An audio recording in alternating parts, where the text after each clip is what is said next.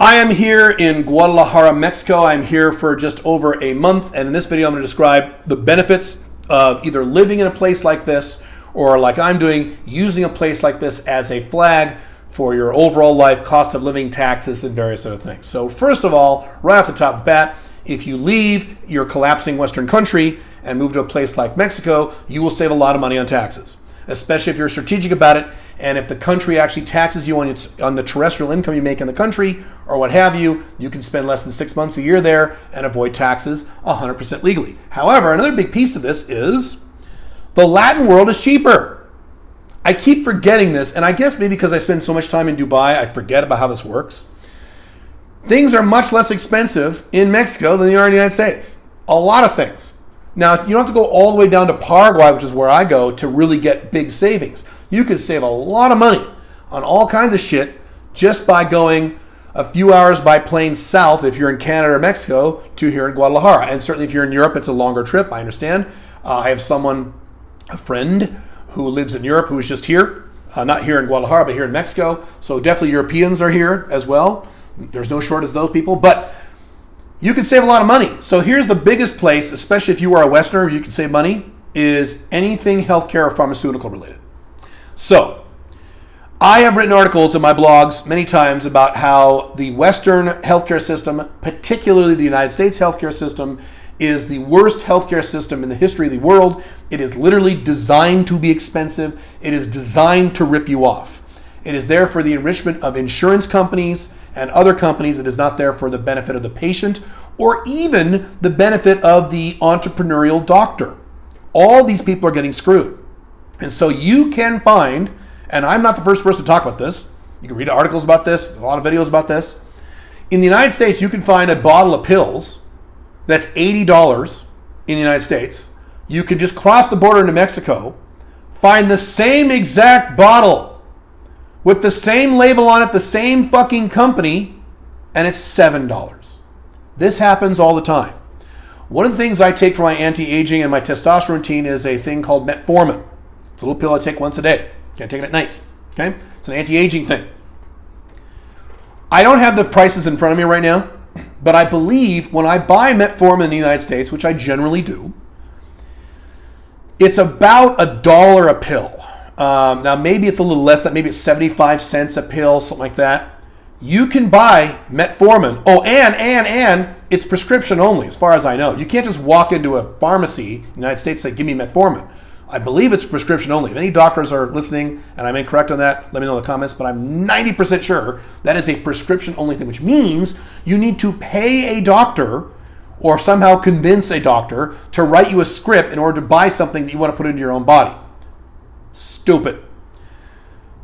In Mexico, number one, metformin is an over-the-counter drug.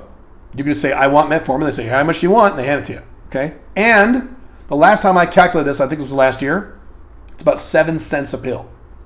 It is a fraction of the cost. Now, I know what some of you might say. Well, Caleb, are you sure of the quality of that metformin? That is a good point. And so what I plan on doing, what's on my to-do list, is get some metformin here in Mexico, so different brands, because there are different brands what I buy in the United States, and have a lab in Dubai test my American metformin and my Mexico metformin and see if there's a significant difference. If there's no difference, guess what? I'm getting my metformin from now on in Mexico.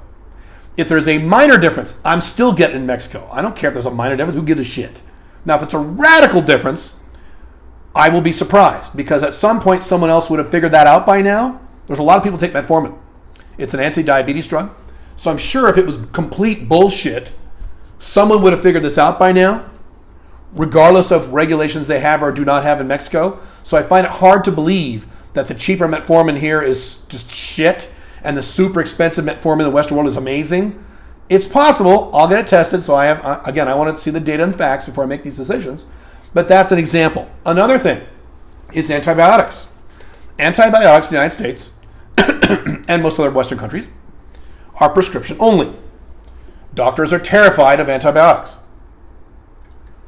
They say, oh my God, oh my God, oh my God. You can't just take an antibiotic whenever you feel like it because then you'll build up a resistance. And blah, blah, blah, blah. Okay.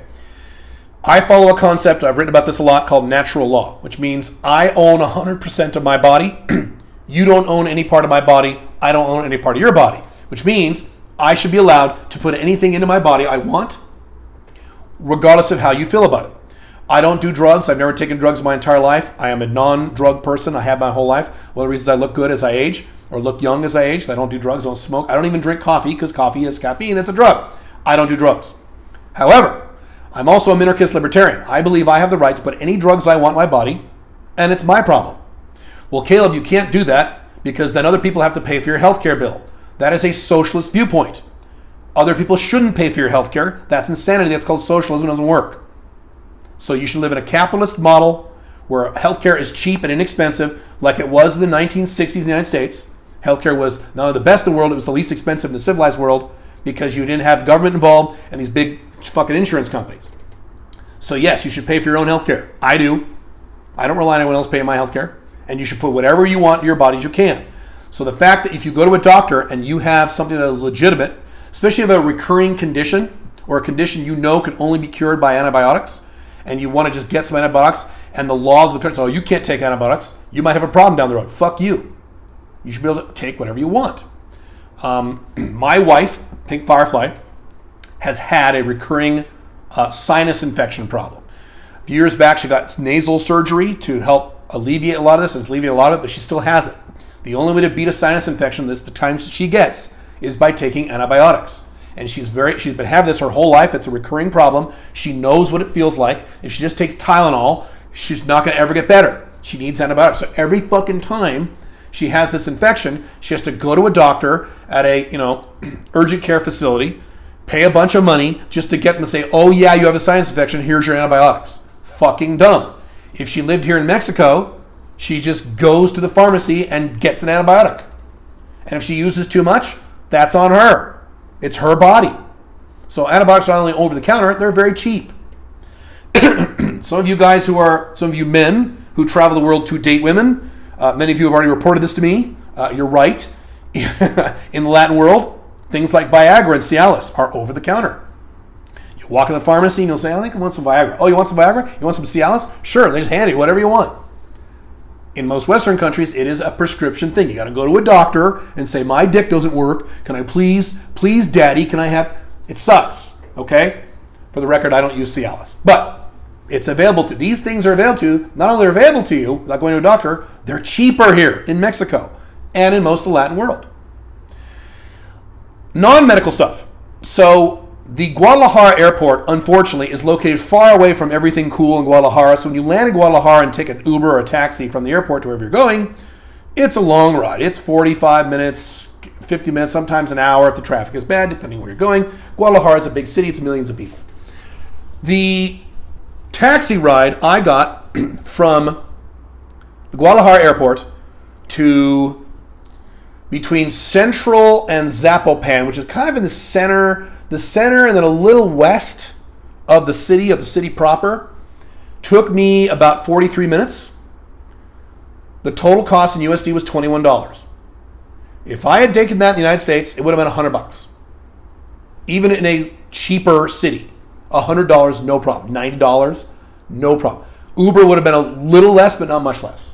$21 for a 45-minute ride across the town. In Paraguay, it's even cheaper. All these kinds of logistics are super cheap. Next thing, I'm going to go back to healthcare for a minute. I'm checking my notes over here. As I mentioned before in prior videos, I have, because I'm an old man, I have damaged my elbows lifting heavy weights. And so I need to get something called PRP, platelet-rich injection. Is that what it's called? I forget. All you medical nerds, you know what I'm talking about. It's where you've hurt your tendon. I've mentioned this on prior podcasts. They take your blood out, they spin your blood, and they inject your blood in the tendon because tendons take a long time to heal because they don't get a lot of blood flow because they're little. Muscles heal very quickly because there's lots of blood in muscles. Tendons is not so much. So they inject the blood to heal it, and within a few days you feel better. I was planning on doing this in Scottsdale, Arizona, but I was so busy moving my wife around and moving around from a new apartment getting there, did not have the time. Plus, when you get this done in your arms, you are in pain for 2 or 3 days as you recover and you can't lift stuff. I said, this isn't going to be a good idea. So what I'm researching now is getting the PRP here in Guadalajara. And there are a bunch of clinics, unsurprising to me, that are made for Westerners or Americans, clinics with all the high-tech equipment, with doctors trained in the West who do PRP injections, and it is about a third the price. Caleb, I would be scared to do that. I know you'd be scared because you're a pussy. I'm not scared, I'll do it. If it's a doctor's office that has a track record of dealing with patients for a long time, it's been there for a long time. Now, am I going to find the cheapest doctor's office I can find? No, I will not. I'm looking at a lot of different options. But even if I go for the higher end ones, it's still going to be much less money than I would have paid in the United States. Now, frankly, it's only a few $100s. It's not an expensive procedure at all, but it's even less here in Guadalajara.